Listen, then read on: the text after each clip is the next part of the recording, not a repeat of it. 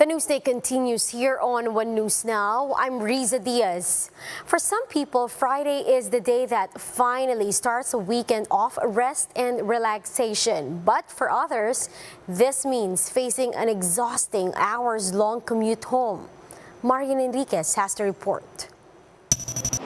Metro Manila commuters are well aware of the hassle that comes with commuting in the city. But Friday nights are especially grueling as everyone rushes to get home for the weekend. 59-year-old Edgardo falls in line at the EDSA Ayala bus stop every day. He's lucky if he gets to Laguna by 10 p.m. But more often than not, it takes him until midnight. Wala kaming alternative transportation na ayon sa schedule namin. Kung ano lang yung available sa natin, public transport. Yun lang. The same tiring scenario welcomes 29-year-old Carl as he is now required to report to office twice a week. Dati pag umuwi kami to Balibago, may FX doon na pinipila. Ngayon nandito lahat, naghalo-halo yung bus. So sobrang siksikan, tapos hindi pa nga tapos yung pandemic. With work settings slowly reverting back to normal, commuters like Edgardo and Carl are hopeful that the next administration can fix the country's public transportation system. Unti-unti nang pinapapasok yung mga empleyado, unti-unti nang binubuksan yung ekonomiya. So kung gusto nilang lalong buksan yung ekonomiya, pagtrabahuin yung mga tao, sana maging priority nila to. Starting June 14, a no-card, no-ride policy will be implemented at the EDSA Ayala bus stop, and commuters will have to avail the TripCo card. The card is free and only requires commuters to present a valid ID, but they have to avail an initial load of 50 to 100 pesos. Meanwhile, the Asian Development Bank has approved a $4.3 billion loan for the 54.6 kilometers South Commuter Railway project. Part of the North-South Commuter Railway network, this line will connect Metro Manila to Calamba City, Laguna, and aims to reduce travel time by over half from the current 2.5 hours on road. For News 5, Marian Enriquez, we are One News. Transport groups are decrying the government's Libreng Sakay program, saying it's killing their livelihood. Speaking to 1PH Agenda, Manibela President Amar Valbuena said commuters are of course choosing to board vehicles offering free rides. Because of this, jeepneys not included in the program are earning as low as 200 pesos daily amid high fuel prices. Yang libreng sakay po, mas marami po yung hindi nakasama doon sa programa ng service contracting program. So pinapatay po nito yung mga dinadaanan niya na mga ruta dahil po nakasakay na po sa jeep, sa UB, yung aming mga pasahero. Dadaanan po kami ng libreng sakay. Siyempre po, itong ating mga mananakay nagtitipid din. Bababa po sila kahit umaandar na yung sasakyan namin, kumukonsumo na kami ng krudo, bababa, lilipat doon sa libreng sakay. So pinapatay po talaga yung ating hanap buhay. Valbuena also called for the suspension of fuel excise taxes, noting that there is already value-added tax and that adding excise tax on top of already expensive fuel only adds to the burden of drivers. Yung pagsuspindi ng excise tax, meron na po tayong value-added tax, meron pa tayong excise tax. Sa krudo pa lamang po, pag pinagsama mo, halos 16 na piso hanggang 18 piso po combined ang tax na nakukuha ng ating gobyerno. Per liter?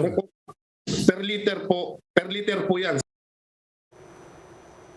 Albay's 2nd District Representative and House Ways and Means Chair Joey Salceda has requested the Labor Department to intervene on complaints of workers LTFRB service contracting program. This after several workers allege that service contracting companies are cheating their workers out of wages and benefits and are retrenching them as retaliation for voicing out complaints. Salceda cited some social media posts showing service contracting drivers begging passengers to pitch in some fare. Now we'll be back with more stories after the break. Keep it here on One News.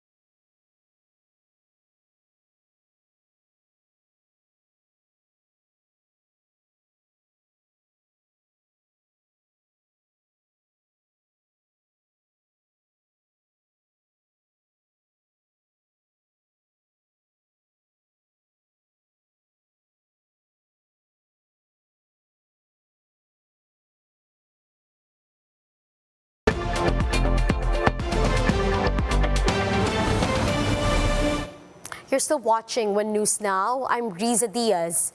Residents near Mount Bulusan were evacuated after FIVOLC's logs increased volcanic activity.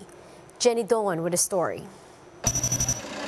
Over 43 families from Barangay Puting Sapa in Huban, Sorsogon were decamped Wednesday morning after authorities cleared and cleaned the ashes spewed by the volcano on June 5. But by 3 p.m. on Friday, residents in ashfall-affected areas in Huban were sent back to the evacuation center due to another possible eruption of Mount Bulusan.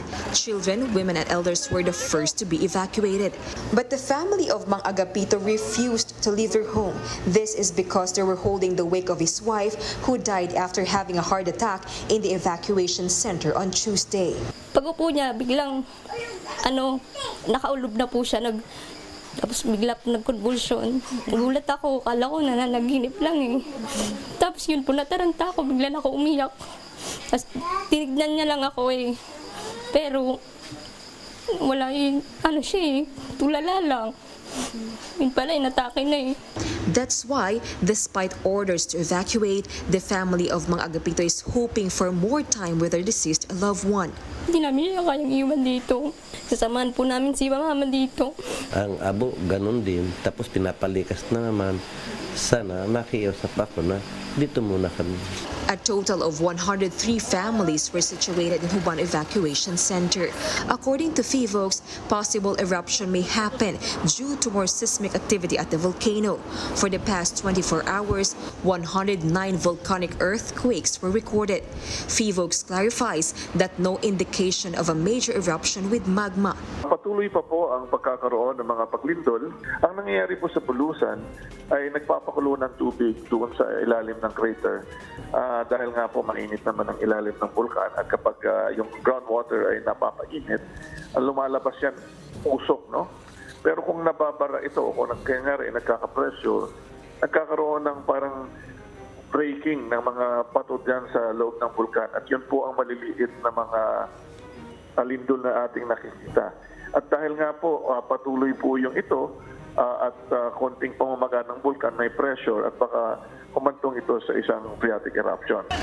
Military and PNP personnel are on standby in the town of Irusin, Huban, and Kasiguran, areas that were covered with ashes last Sunday. For News 5, Jenny Dongon, We Are One News. K-pop juggernaut BTS has released a new album called Proof, along with their newest single, Yet to Come. And being the extra superstars that they are, ARMYs can also look forward to an online show celebrating their 9th debut anniversary on June 13. MJ Mafori has the details. Was it honestly the best? 'Cause I just wanna see the next. ARMYs assemble! K-pop superstars BTS is back. RM, Jin, Suga, J-Hope, Jimin, V, and Jungkook have finally dropped their highly anticipated album, Proof. But not only that, their music video for the newest single, Yet to Come, is also up. And in its first 4 hours of release, the MV has already garnered almost 18 million views. It is also trending #1 on YouTube for music. The 3-disc album is an anthology featuring the group's biggest hits and most memorable songs throughout their career.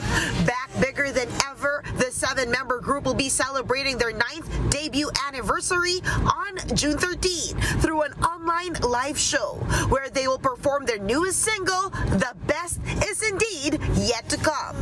For News 5, MJ Marfori, We Are One News. Let's now take a quick look at today's other top stories. Activists and rights advocates are demanding the release of the farmers, students, and the farmers' rights advocates in Tinang, Concepcion, Tarlac. 18 immigration officials have been axed due to their involvement in the so-called Pastilla scheme. Outgoing Surigao del Sur Representative Prospero Pichay has been sentenced to up to 30 years imprisonment over graft charges. And those are the top stories of the hour. Join us later at 10:15 in the morning as we continue to monitor the day's biggest stories. You can also catch the news on Signal Play app. Register for a free account now, www.signalplay.com, and stream One News live anytime, anywhere. I'm Riza Diaz. Mask on, wash hands, and stay safe, Philippines. We are One News.